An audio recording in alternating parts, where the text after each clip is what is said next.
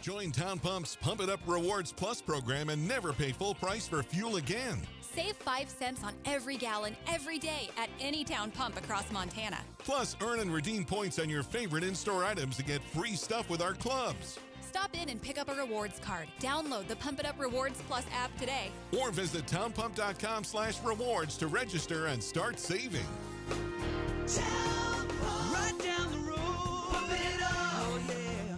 DUI is a serious charge, and the process can be overwhelming, but it doesn't have to be. I'm attorney Dave Maldonado, and I have the experience and knowledge necessary to effectively represent you and make the situation manageable. Visit BigSkyDefender.com today. All right, welcome everybody to this week's press conference. Montana, 10th ranked in the nation now, heads to 3rd ranked Idaho for the Battle of the Little Brown Stein. We've got Big Sky Player of the Week, Aaron Fontes, with us, and Ryan Tirrell. And Coach, we will start with your final thoughts on a great win for the Grizzlies at Davis as we prepare to head down to Moscow.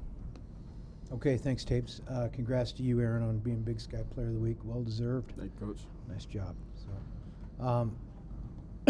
So, against Davis last week, it was a good win over a good team. I thought we played well on offense, played well on defense, and just had an absolutely dominant special teams performance. So, good for our guys to go down there and take that win over a good football team. It's the FCS game of the week, I think, and I think we're probably in that one this week as well. So, in terms of the Idaho game, Idaho came in here and upset us when we were number 2 in the nation last year. I think that was the first time they'd beaten us since like 2000 or something. So they did a good job coming in here and, again, knocking off the number 2 team in the country a year ago. And then they went on and won 7 games and got into the playoffs. So that was a good job by them. This is always an exciting week to go play our second oldest rival. I know a lot of old Grizzlies really care deeply about this game, and I think both teams will probably be excited to play each other this weekend. So I think our team's improving as we need to. We played pretty well in stretches over the last month plus, and I think our guys give Montana great effort, great focus every week, and we'll need that this Saturday. Questions?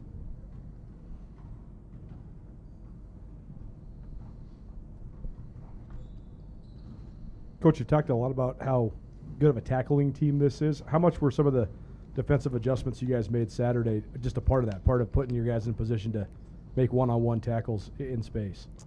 I don't think that really has anything to do with adjustments. Do you feel, though, that what you guys are doing defensively right now does accentuate that part of your football team, just making tackles in space? I don't understand your question, Coulter. It seems like you guys are bringing a lot less pressure, letting guys sort of roam around the middle of the field. I'd say that's not correct. You keep mentioning the special teams, too. Having an advantage field position-wise, how much does that cater to great defensive play? Well, when you can control the field position game, which we did in a wildly slanted fashion to our favor last weekend, that helps. The guys in that area of the game are playing really hard and really well. When you have to go shorter fields and they have to go longer fields, that certainly helps the cause. Ryan, just your perspective on the defense, just those halftime, like Braxton and Coach after the game mentioned you guys just kind of settled into your game plan. Just how did you guys do that in the second half against Davis, and kind of, the surefire tackling seemed to help you guys a lot? Yeah, I thought everybody played really well defensively, especially in the second half. I feel like we settled into our game plan well, and everybody just did their 1/11th and ended up just being enough to defeat a good opponent. So, yeah. Braxton Hill's obviously been a leader on this defense for a while, but he led the team in tackles for the 4th straight game. Just what's it like working with him, and what does he add to the defense and fire you guys up when he's playing like that? Yeah, Braxton's a tremendous leader, and not only does he lead with words, but, you can see on the field he leads by his play most of all, and it's no surprise to anyone on our team or myself that he leads our team in tackles because he brings it every day. Doesn't matter if it's game or practice. So, yeah, it's an honor being out there with him. Bobby, just looking at Idaho, like you mentioned, they came in here and won last year. You guys don't lose at home very often. How much does that fire you guys up knowing you're going to get a crack at them on their home turf now and get a chance to kind of avenge that from last year? You know, I did mention that they came in here and knocked us off last year. I don't think it has, beyond that, I don't think it has much to do with the game. I mean, you gotta prepare for this year's team, and we need to prepare our team. Completely different setup than a year ago, obviously. Bobby, you mentioned this series against Idaho, something the old timers are excited about. I know when you were first coaching here in the 80s, you guys played them every year, so getting to play them now for a couple seasons in a row, what does it just mean to have this matchup back on a yearly basis? Well, it's obviously an old rivalry game. I think we've played, is it 86, 87 times, I think.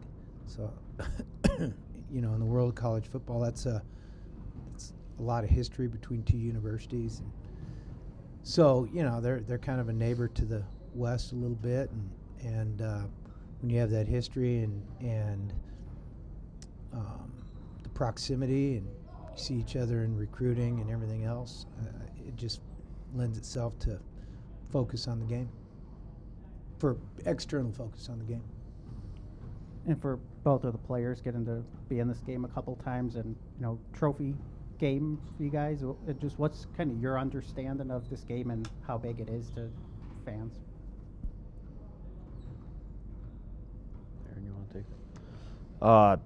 Yeah, no, it's a big game. Not just because it's a trophy, but it's a long time considered kind of a rivalry. So it's means a lot to both players and former players. So yeah. I feel like it's gonna be a good game because, you know, some of us from last year still got that bitter taste in our mouth just from what happened last year. So, you know, we're gonna take this week strong and just try to exceed every day. And just on that note, what are both your guys, for the two players, memories of last year's game? What is it that still stands out a year later? Man, they got the best of us. That's about it. So, I mean, just really that, just knowing that, you know, they just got us scheme-wise, but other than that, you know, we're putting that besides us. Now it's a new week. We're just getting to it. Yeah, I remember just having a sour taste in our mouths after the game last year. That wasn't a fun game to lose, so need to control the game just as they did last year. And then, Bobby, wanted to ask you about their defensive end, number 44. It's top 5, top 6 in the conference in both tackles for loss and sacks. Just what kind of stands out about him when you turn on the film? Yeah, I haven't really evaluated their personnel much. I've kind of just watched the scheme, so you can get me on that later in the week if you want. Coach, what have you seen from what they've been able to do from the time you played them last till now? Being now, you know, obviously number Say it 1 3. more time, Sean. What have you seen from them and how they've been able to kind of grow and get better as a program from the time you played them last time till now? Last year to this year, you know, they're very, they're very similar.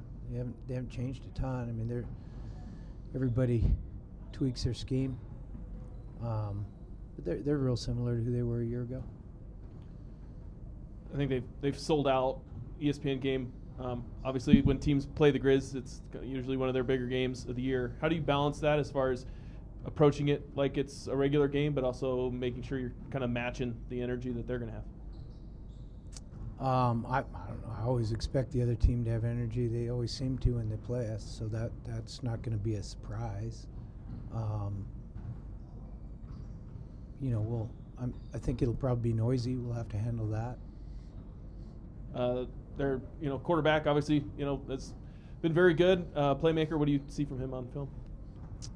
He's just exactly what you said. You know, he's a good player. He's got a good pocket presence. He's accurate with the football. He's really developing into a fine player. And then Hayden Hatton at wide receiver, obviously kind of a big body guy, but what makes him kind of difficult to slow down? Well, I think they have 3 really good receivers, guys that are really hard to cover. Their numbers are 0, 80, and 1, and they are all really good players. Ryan, what about for you when you kind of look at them defensively? I know you're going to dive into it more as the week goes on, but what makes them challenging? Right. I think they have a lot of targets throughout their whole team. They can run the ball and throw it. I think they have a lot of dynamic people, and they should be a good opponent for us. And, yeah. Aaron, Offense Player of the Week. That first touchdown catch you had was pretty crazy, where you had to lay out to get the ball. Can you walk us through that? Yeah, I mean, it was a good play call. I mean, I don't really know what to say. Cliff had to scramble a little bit, make something happen, but I mean, when the ball came out, I just knew I actually had to, give a little extra to go get it. And once I noticed I tipped it to myself, I kept my eyes on the ball the whole time and, was kind of looking at it, seeing it was right up over my chest. And when it kind of got to a point where I could grab it, I just, held on tight. And then I got up, and I should have looked at the ref, but I looked at Keelan, and he gave me, he gave the touchdown. That's when I kind of got hyped, kind of got us back into the game. And, Bobby, it really felt like you guys were able to move the ball through the ground and the air very productively. What really goes into that when you're able to kind of do what you want on offense? Well, good balance in terms of play call and production are good. I think you're really hard to stop when you're doing that. So the ability to move the chains in third down we were high percentage in third down last weekend. I think that helped things, obviously. Anytime you can get a new set of downs and keep it rolling, I think that's kind of how we have to do things. I think that's our way right now. So it's good.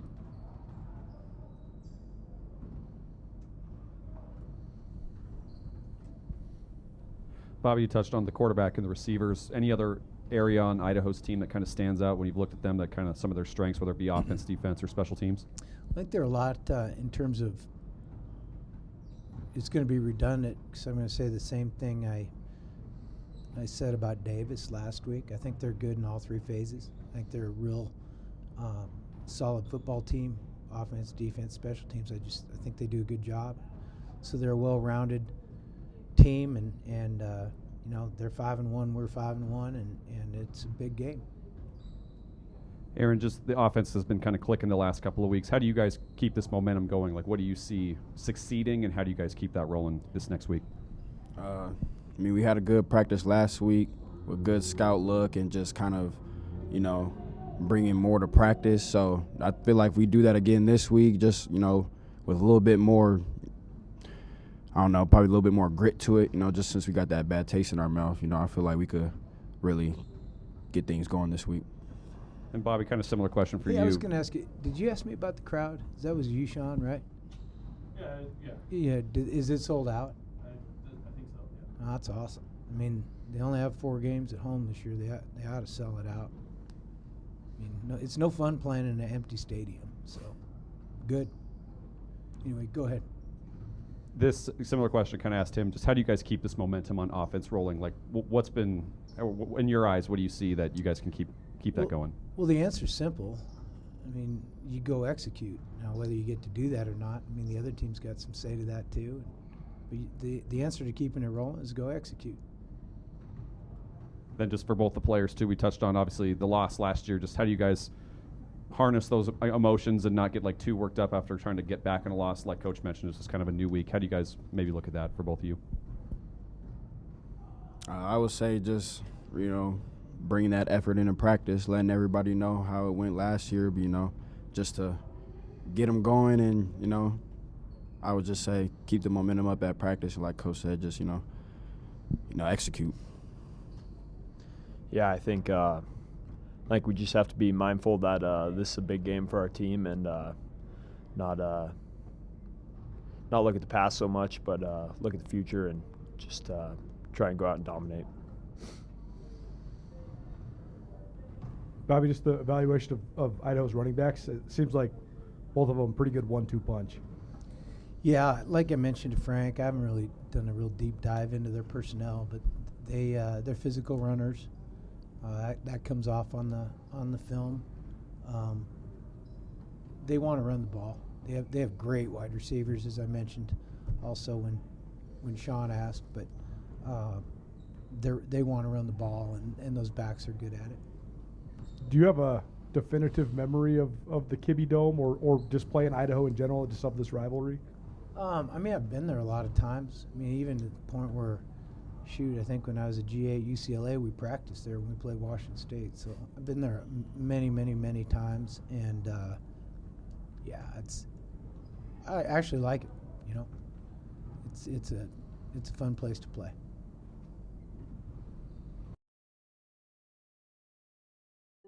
At Blackfoot Communications, our mission is to connect people, businesses, and communities, bringing a world-class fiber network to homes, communities, and businesses of all sizes. Ensures Montanans have access to fast, reliable, and secure internet and phone services. Are you ready for fiber internet?